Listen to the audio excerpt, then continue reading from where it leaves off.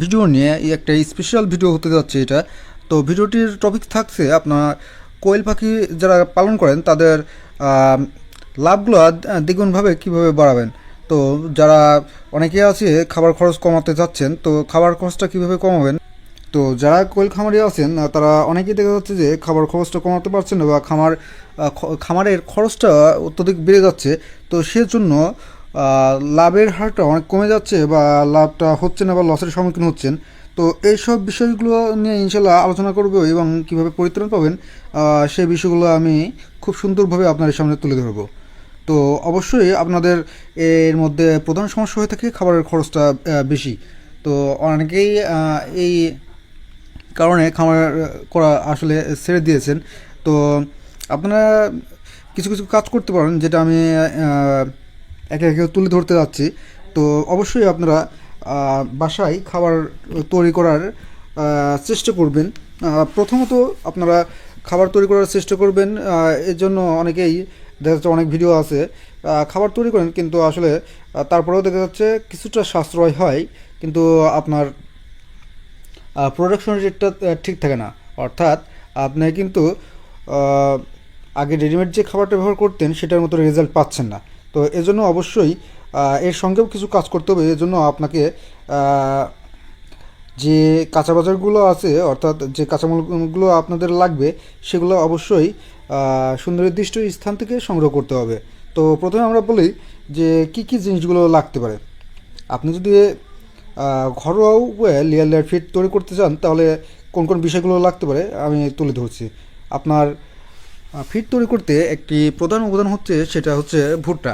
তো ভুট্টা ভাঙা যদি আধা ভাঙা করে নেন, তাহলে সেটা কিন্তু তারা খেতে পারবে না, নষ্ট করবে। ঠিক আছে, এইগুলো কিন্তু সেট হবে। তো এই জন্য অবশ্যই একটু গোড়ার থেকে আসলে একবারে মিহি গোড়া না, আপনার একটু দানা দানা থাকতে হবে। এগুলো রেডিমেড অবশ্যই কিনতে পাওয়া যায়, তবে আপনারা নির্দিষ্ট জায়গা থেকে সংগ্রহ করবেন, সেটা হচ্ছে যে সব জায়গায় ভুট্টা ভাঙাই বা মিল থেকে এগুলো সংগ্রহ করবেন, অনেকটা দাম সাশ্রয়ী পাবেন। আর যদি লোকাল দোকান থেকে সংগ্রহ করেন, তাহলে দামটা খাবারের দোকান থেকে সংগ্রহ করলে সেটা কিন্তু দামটা একটু বেশি নেবে। এছাড়া চালের কুড়া আছে, এগুলো মিল থেকে সংগ্রহ করবেন। খোল এইগুলো আপনার লাগবে খাবার তৈরি করতে। শুকনো মাছের গুঁড়া আছে, যারা এগুলো বিক্রি করে তাদের কাছে এগুলো পেয়ে যাবেন। মিনারেল মিক্স, ভিটামিন, এগুলো আপনার ভেটেরিনারি ওষুধের দোকান থেকে পরামর্শ করে এগুলো কিনবেন। কতগুলো খাবার তৈরি করবেন তার উপর ডিপেন্ড করে আপনারা কিনতে পারেন। তো এই খাবারগুলো অর্থাৎ এই যে উপাদানগুলো বললাম, এই উপাদানগুলো অবশ্যই আপনার লোকাল যে সোর্সগুলো আছে সেখান থেকে সংগ্রহ করার চেষ্টা করবেন। এতে করে আপনি এই সংগ্রহ করার পেছনে কিন্তু কিছু সাশ্রয় করতে পারছেন। আর আপনি প্রথমে যদি এইগুলো সংগ্রহ করতে অনেকটা আহ, টাকা নষ্ট করে ফেলেন, তাহলে দেখা যাচ্ছে যে আপনার কিন্তু খাবার তৈরি করতেও অনেকটা খরচ বেড়ে গেল। তো এই ছিল একটা বিষয়।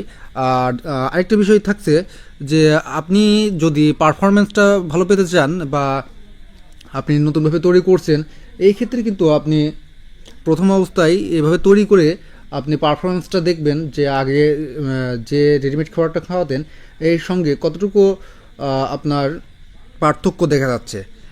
যদি তেমন সমস্যা না থাকে, তাহলে তো আপনি চালিয়ে যেতে পারছেন। আপনার জন্য শুভকামনা থাকবে অবশ্যই।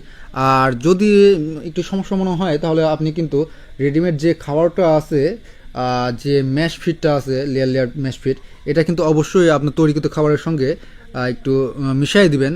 আহ, মিশাই দিলে দেখা যাচ্ছে যে এর সঙ্গে যে সকল উপাদানগুলো আছে, আপনি তৈরিকৃত খাবারের সঙ্গে মিশাই দিলে তার সঙ্গে মিক্স হয়ে যাবে একটা স্পেশাল ফিড আপনি তৈরি করে করে ফেলতে পারলেন। তো এক্ষেত্রে আপনার খাবার খরচটা কিন্তু অনেকটা কমে যাবে। আপনি যদি এটা একটু যাচাই করে দেখেন, আপনি কিন্তু অনেকটা সাশ্রয় করতে পারবেন। তো এই গেল একটা বিষয়। দ্বিতীয় যে বিষয়টি থাকছে, আপনি খাবার খরচ কমানোর জন্য অবশ্যই সপ্তাহে একবার হলেও শাক পাতাগুলো দেওয়ার চেষ্টা করবেন। পাখির স্বাস্থ্য এগুলো ভালো রাখে এবং খরচ কমায়, উভয় কিন্তু আপনি উপকার পাচ্ছেন। এজন্য অবশ্যই আপনার কলা পাতা আছে, পালং শাক আছে, কলমি শাক আছে, এইগুলা কিন্তু দিতে পারেন। এই ক্ষেত্রে তাদের মধ্যে দেখবেন তারা উৎসাহের সঙ্গে এই শাকগুলো খাচ্ছে। ঠিক আছে, এইগুলো আপনার অবশ্যই খেয়াল রাখবেন। আর আরেকটি যে বিষয় আছে সেটা হচ্ছে খাবারের অপচয় রোধ। অবশ্যই খাবারের অপচয়ের জন্য আপনার লভ্যাংশ থেকে আপনি বঞ্চিত হচ্ছেন। আপনার খাবারগুলো নষ্ট হচ্ছে। আপনি যে খাবার খাওয়াচ্ছেন তার মধ্যে অর্ধেক খাবার বা 1/3 খাবার নষ্ট হয়ে যাচ্ছে। তো এই বিষয়গুলো অবশ্যই খেয়াল রাখতে হবে। এজন্য আপনার যে খাবারের ট্রেটা আছে এটা যদি কম উচ্চতায় থাকে, আপনার পাখিগুলোর জন্য কোন উচ্চতায় সামঞ্জস্য একটু উঁচা করে দিলে দেখা যাচ্ছে তারা অনায়াসে খেতে পারছে, আবার বেশি উঁচা করে দিলে দেখা যাচ্ছে যে তারা খেতে পারছে না। তো সেভাবে একটু খেয়াল রেখে আপনার খাঁচার সঙ্গে এটা ফিটিং করে নেবেন এবং প্রতিবার পরিমিত পরিমাণে খাবার দেওয়ার চেষ্টা করবেন।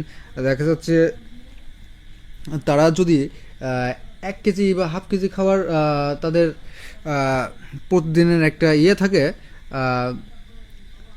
তাহলে দেখা যাচ্ছে আপনি 3 ভাগে ভাগ করলেন বা 2 ভাগে ভাগ করলেন, এইভাবে একটা ভাগ করে নেবেন যে আমি এই কয়বার খাবার দিব, তাহলে হচ্ছে আমার 3 ভাগে ভাগ করলে কতটুকু পরিমাণ আসছে সেটুকু আমি দিব। তো এইভাবে দিলে দেখা যাচ্ছে তারা যতটুকু খাওয়ার দরকার তারা খেয়ে ফেলছে, কিন্তু নষ্ট করতে পারছে না। আর ভিজে যেন না যে, এদিকে অবশ্যই খেয়াল রাখবেন। খাবারগুলো দেখা যাচ্ছে পানির পাত্রে সঙ্গে এগুলো থাকলে অনেক সময় পানি পড়ে গিয়ে দেখা যাচ্ছে খাবারগুলো নষ্ট হয়ে যাচ্ছে। তো এগুলো একটা ক্ষতির কারণ।